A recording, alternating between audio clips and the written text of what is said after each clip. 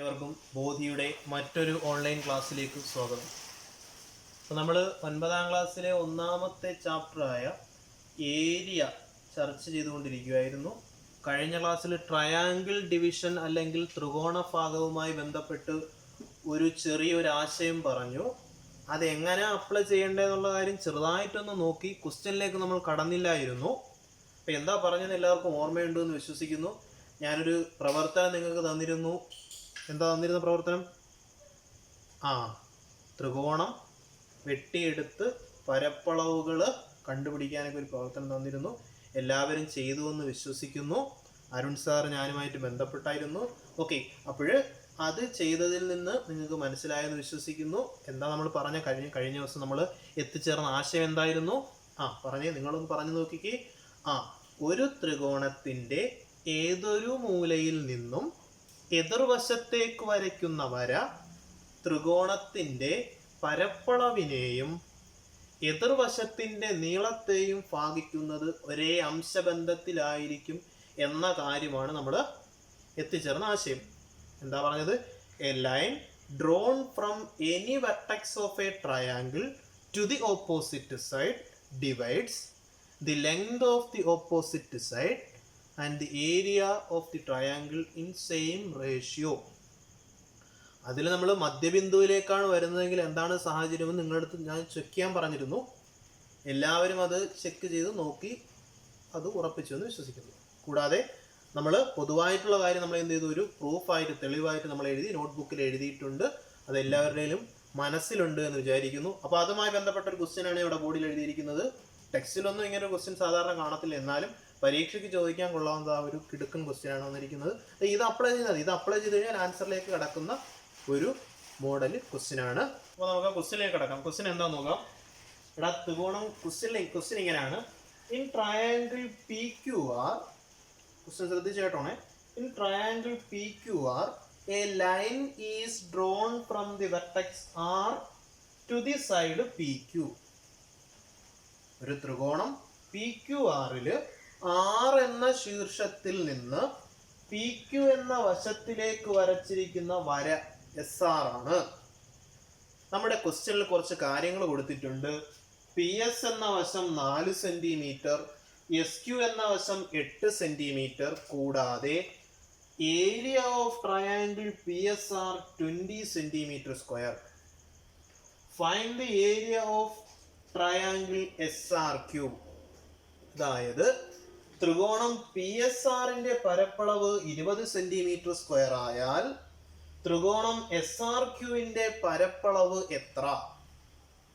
Question കണ്ടോ? ത്രികോണം P Q ആറിൽ ആർ എന്ന ശീർഷത്തിൽ നിന്ന് പി ക്യു എന്ന വരയിലേക്ക് എന്ത് ചെയ്തിരിക്കുന്നു? വശത്തിലേക്ക് എന്ത് ചെയ്തിരിക്കുന്നു? ഒരു വര വരച്ചിരിക്കുന്നു.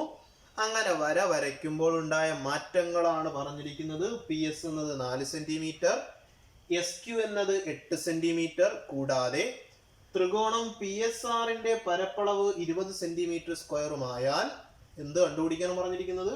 എസ് ആർ ക്യൂവിന്റെ പരപ്പളവ് കണ്ടുപിടിക്കുക. ക്വസ്റ്റ്യൻ മനസ്സിലായെന്ന് വിചാരിക്കുന്നു. നമ്മൾ കഴിഞ്ഞ ദിവസം പഠിച്ച ഒരു തിയറവും ഒരു ആശയവുമായി ബന്ധപ്പെട്ട കാര്യമാണ്. നമ്മൾ അവിടെ പഠിച്ചിരുന്നു, ഒരു ത്രികോണത്തിന്റെ ഏതൊരു മൂലയിൽ നിന്നും എതിർവശത്തിലേക്ക് വരയ്ക്കുന്ന വര, ആ വര കാണിക്കുന്ന ചില പരിപാടികളാണ് നമ്മൾ പറഞ്ഞു തന്നത്. ഇവിടെയും അതേ സാഹചര്യം തന്നെയാണ്. നമുക്ക് ആ കാര്യം ഇവിടെ എങ്ങനെ അപ്ലൈ ചെയ്യാമെന്ന് നോക്കാം. കഴിഞ്ഞ ദിവസത്തെ കാര്യം ശ്രദ്ധിച്ച് കേട്ടവർക്ക് ഇതിന്റെ ആൻസർ ഇപ്പോൾ കണ്ടുപിടിക്കുന്നാലും എങ്ങനെ ഇതിന്റെ രീതി എന്ന് നമുക്കൊന്ന് നോക്കാം. ഒരു ത്രികോണത്തിന്റെ ഏതൊരു മൂലയിൽ നിന്നും എതിർവശത്തിലേക്ക് വരയ്ക്കുന്ന വര എതിർവശത്തിന്റെ നീളത്തെയും ത്രികോണത്തിന്റെ പരപ്പളവിനെയും ഭാഗിക്കുന്നത് ഒരേ അംശബന്ധത്തിലാണ്.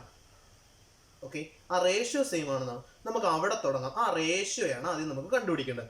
അതായത് ഈ സൈഡ്സിന്റെ റേഷ്യോ പി എസ് എന്നും എസ് ക്യു എന്നും ഈ രണ്ട് വശങ്ങളുടെ റേഷ്യോയും ഈ രണ്ട് ത്രികോണങ്ങളുടെ പരപ്പളവുകളുടെ റേഷ്യോയും എങ്ങനായിരിക്കും? തുല്യമായിരിക്കും എന്ന് പഠിച്ചു. നമ്മൾ തെളിയിച്ചു വെച്ചിട്ടുണ്ട്. അതിവിടെ അപ്ലൈ ചെയ്താൽ മാത്രം മതി.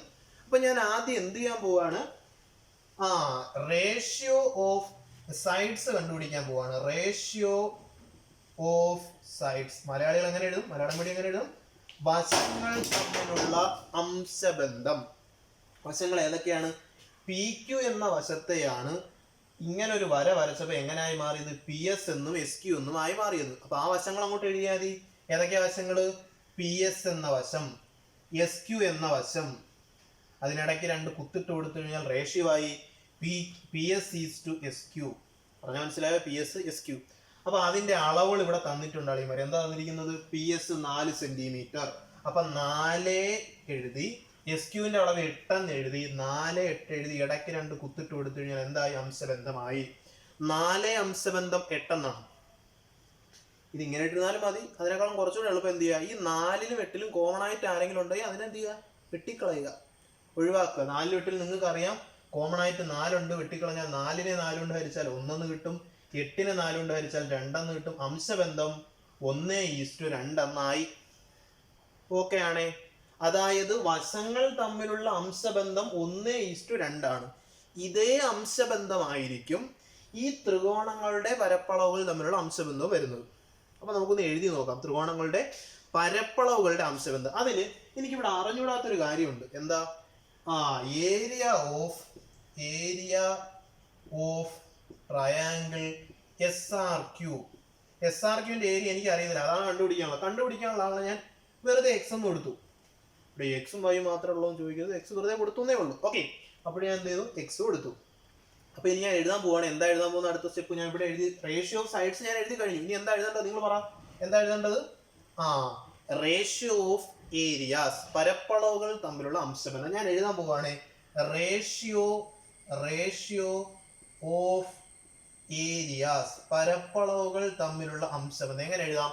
ആദ്യം എന്താ ഈ പരപ്പളവ് എഴുതണം. കാരണം നമ്മൾ പി എസ് അല്ലേ ആദ്യം എഴുതിയത്. അപ്പൊ നമ്മൾ ഈ പി എസ് ആറിന്റെ പരപ്പളവ് ആദ്യം എഴുതുക. പറ, എങ്ങനെ എഴുതുന്നത്? പി എസ് ആറിന്റെ പരപ്പളവ് എത്ര? ഇവിടെ പി എസ് ആറിന്റെ പരപ്പളവ് 20 തന്നിട്ടുണ്ട്. 20 കണ്ടോ?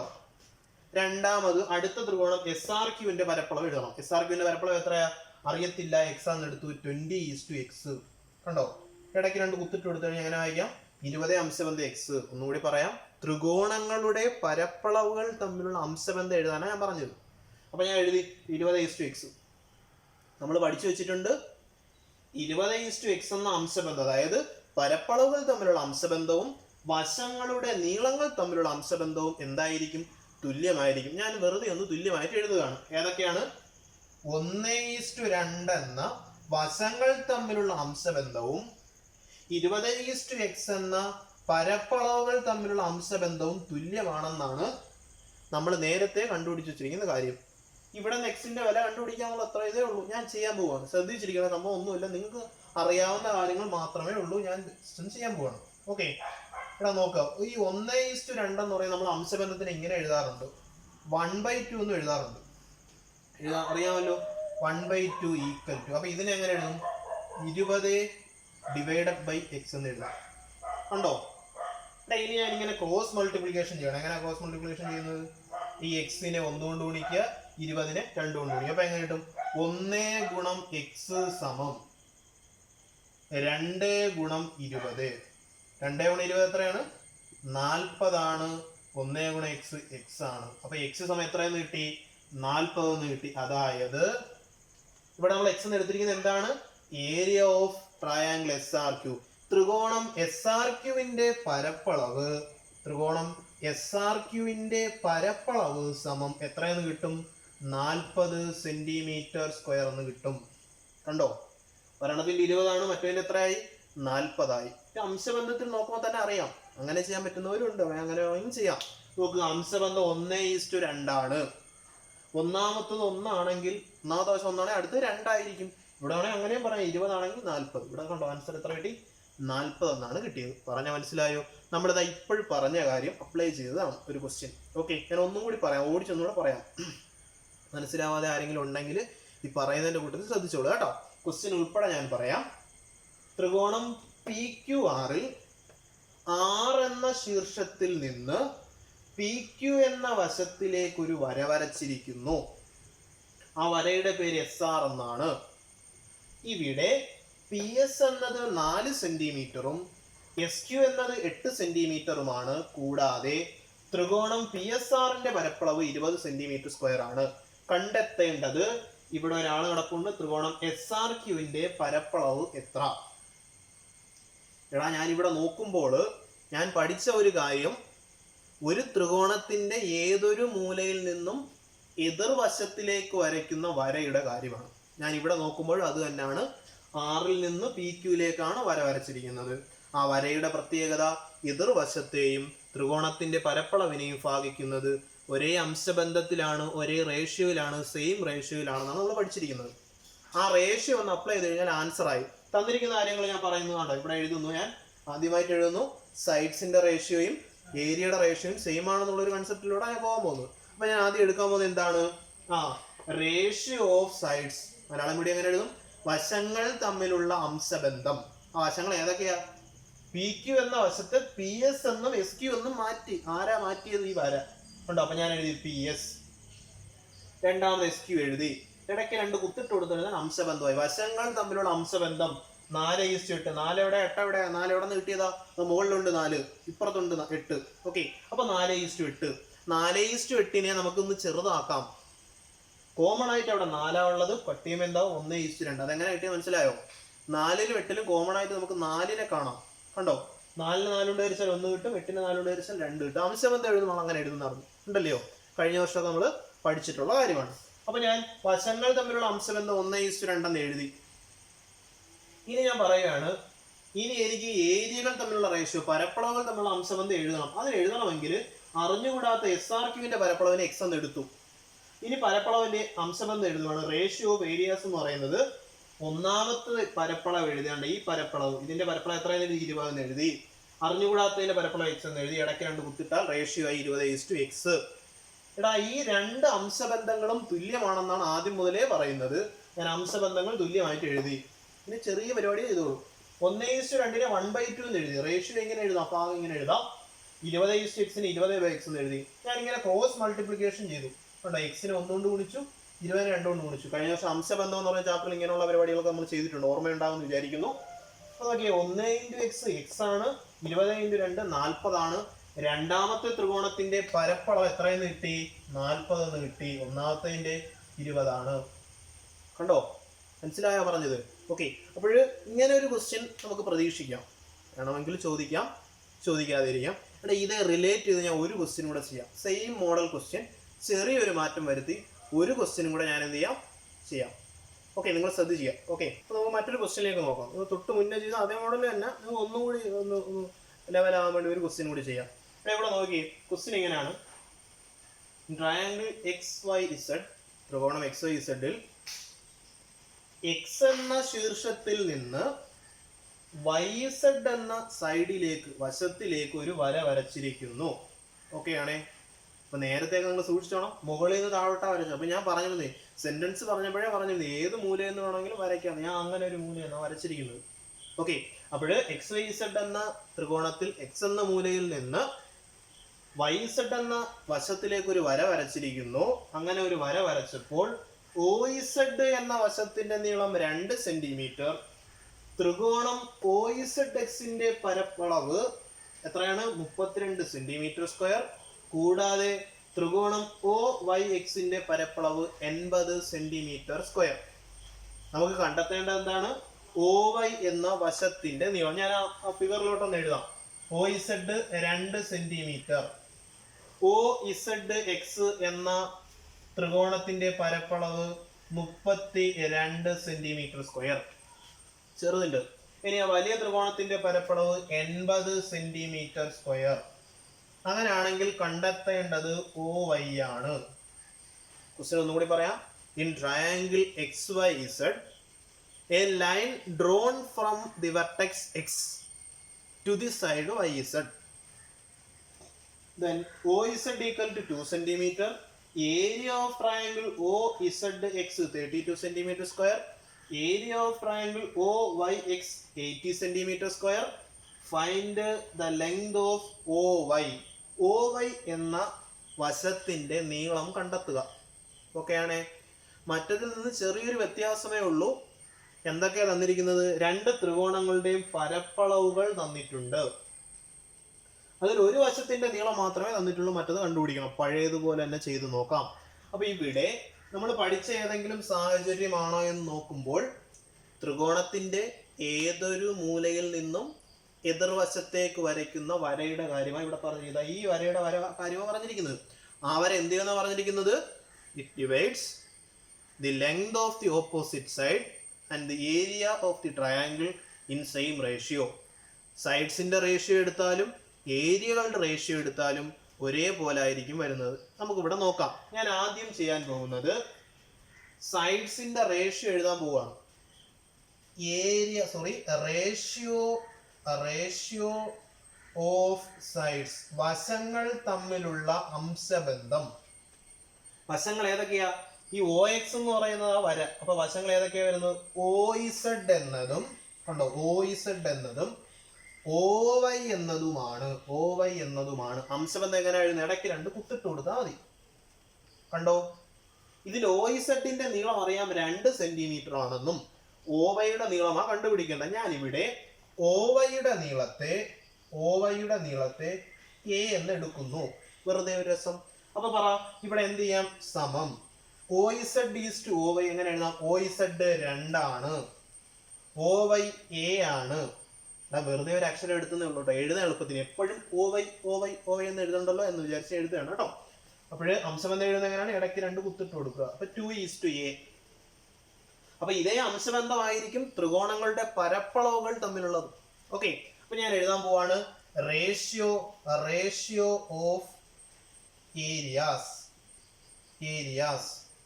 പരപ്പളവുകൾ തമ്മിലുള്ള അംശബന്ധം. അപ്പൊ എഴുതുമ്പോൾ കുറച്ച് സൂക്ഷിച്ച് എഴുതുക, ശ്രദ്ധിച്ചൊക്കെ എഴുതുക, പ്രശ്നമൊന്നുമില്ല കേട്ടോ. നമ്മൾ നേരത്തെ OZ OY എഴുതി. അപ്പോൾ OZ, അപ്പോൾ ആദ്യം ഇത് OZ എഴുതി, രണ്ടാമത് OY എഴുതി. അപ്പൊ OZ-നോട് ചേർന്ന് നടക്കുന്ന ട്രയാങ്കിളിന്റെ ഏരിയ ആദ്യം എഴുതുക, ത്രികോണത്തിന്റെ പരപ്പളവ് ആദ്യം എഴുതുക. ഏതാ എഴുതേണ്ടത്? കണ്ടോ, 32 ആദ്യം എഴുതുക. കണ്ടോ, OZ ആദ്യം എഴുതിയതുകൊണ്ട് ഈ ത്രികോണം ആദ്യം എഴുതി. അപ്പൊ 32 എഴുതി. രണ്ടാമത് എഴുതണം 80 എഴുതണം. റേഷ്യോ എങ്ങനെ എഴുതാം? 32 2 കുത്ത് 80. എങ്ങനെ എഴുതാം? 32:80. അംശബന്ധം ഇങ്ങനെ എഴുതി. ഈ 2 അംശബന്ധം എങ്ങനെയാണ്? തുല്യമാണല്ലോ. ഇതിനെ ഇനി ചെറുതാക്കാൻ പറ്റുമെന്ന് ആലോചിച്ച് തലമുണ്ടാക്കിയൊന്നും വേണ്ട. ചെറുതാക്കാൻ പറ്റില്ല, വേണ്ട, അങ്ങനെ കിടക്കട്ടെ. നമുക്ക് ഗുണിക്കാനും ഹരിക്കാനൊക്കെ പെട്ടെന്ന് നല്ല അറിയാമല്ലോ, കുഴപ്പമില്ല, അങ്ങനെ കിടക്കട്ടെ. അപ്പൊ ഈ 2 അംശബന്ധങ്ങളും തുല്യമാണെന്നാ പഠിച്ചു വെച്ചിരിക്കുന്നത്. തുല്യമാക്കുക, അങ്ങോട്ട് പറഞ്ഞേ. വശങ്ങൾ തമ്മിലുള്ള അംശബന്ധം എഴുതി 2:A. കണ്ടോ, സമം അതും പരപ്പളവുകൾ തമ്മിലുള്ള അംശബന്ധവും തുല്യമാണ് 32:80. ഉണ്ടോ? എന്തെങ്കിലും തോന്നുന്നുണ്ടോ? തൊട്ട് മുന്നേ എഴുതിയ ക്വസ്റ്റ്യൻ ഇതേ പാറ്റേണിലല്ലേ വന്നത്. ഇനി എന്താ ചെയ്യേണ്ടത് ഞാൻ പറയണോ? പ്രത്യേകിച്ച് പറയണോ? പറയാം അല്ലയോ? നോക്കുക, ശ്രദ്ധിക്കുക. പ്രത്യേകിച്ചൊന്നുമില്ല. 2 അംശബന്ധവും തുല്യമാണെന്ന് പറഞ്ഞു കഴിഞ്ഞു. ഈ അംശബന്ധത്തിന് എങ്ങനെ എഴുതാം? 2:A എന്ന് എഴുതുന്നതിന് 2/A എന്ന് എഴുതാം. പഴയ പോലെയാണ്, ഒരു മാറ്റവും ഇല്ല, സെയിം സ്റ്റെപ്പാണ് കേട്ടോ. മറ്റേ എഴുതാം 32/80 എന്ന് എഴുതാം. ഓക്കെ, ഇനി എന്താ വേണ്ട പറ.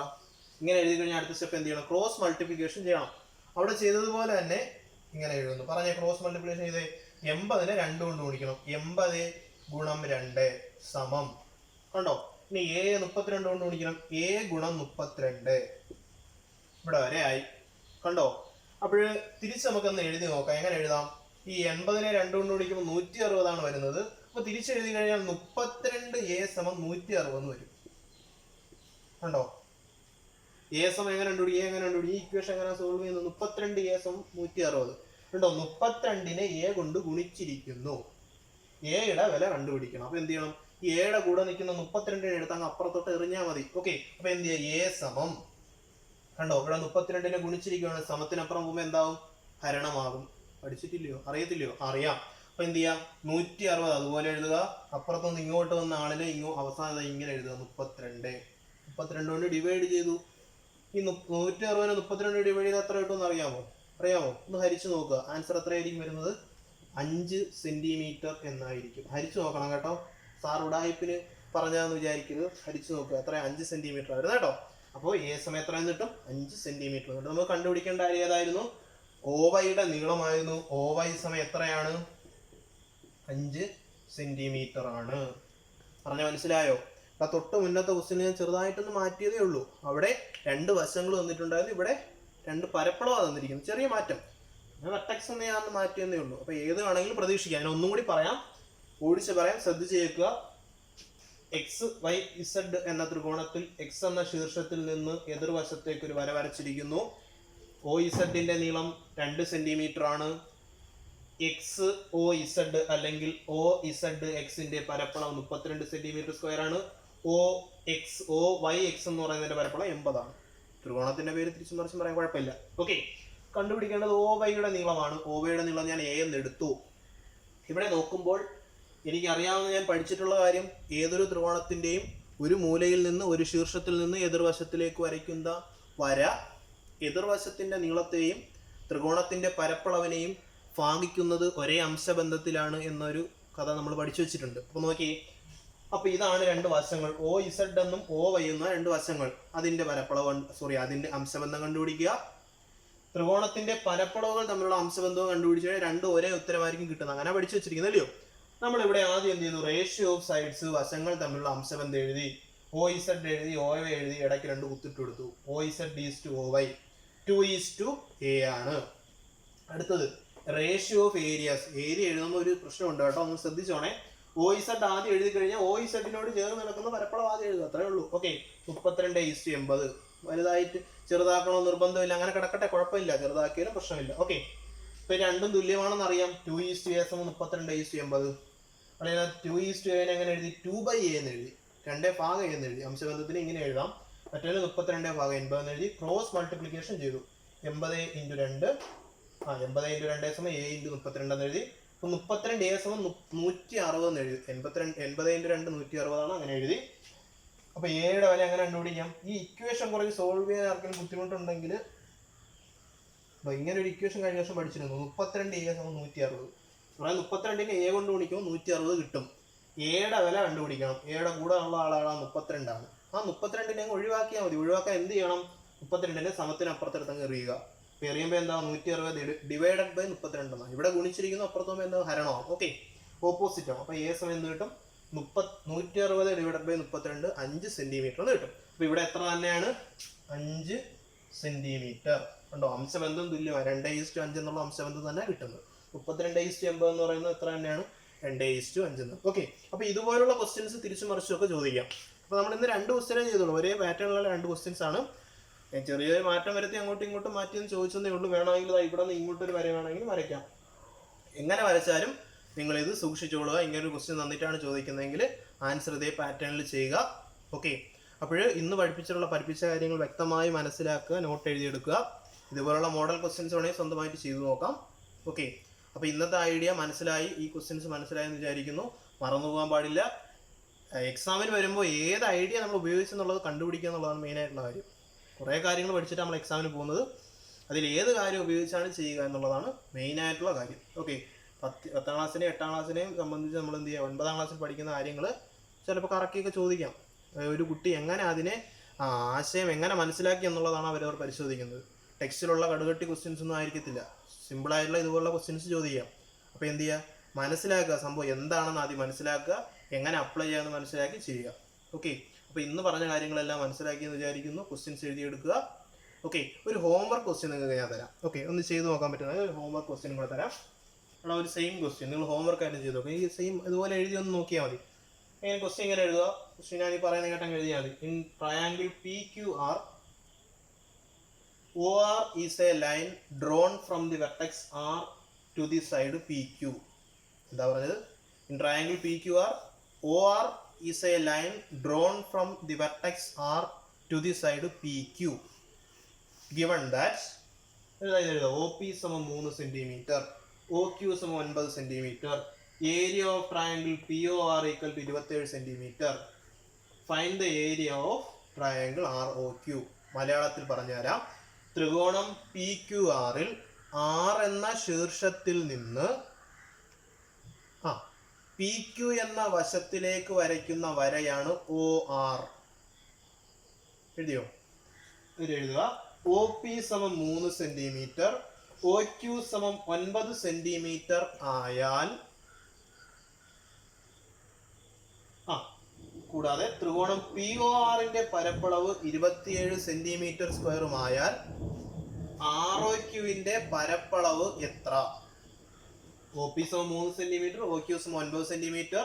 ത്രികോണം PORന്റെ പരപ്പളവ് 27 സെന്റിമീറ്റർ സ്ക്വയറുമായാൽ ത്രികോണം ROQന്റെ പരപ്പളവ് എത്ര. അപ്പോൾ ഇത് നിങ്ങളൊന്ന് ചെയ്ത് നോക്കുക, സ്വന്തമായിട്ടും ചെയ്ത് നോക്കുക. സെയിം മെത്തേഡാണ്, ഒന്നാമത്തെ മെത്തേഡ് സെയിം ആണ്, അത് ചെയ്ത് നോക്കുക. എന്തെങ്കിലും സംശയം ഉണ്ടെങ്കിൽ ക്ലാസ് ടീച്ചറുമായി ബന്ധപ്പെടുക. ഓക്കെ, അപ്പോൾ നമുക്ക് മറ്റൊരു ക്ലാസ്സിൽ വീണ്ടും കാണാം. Thank you.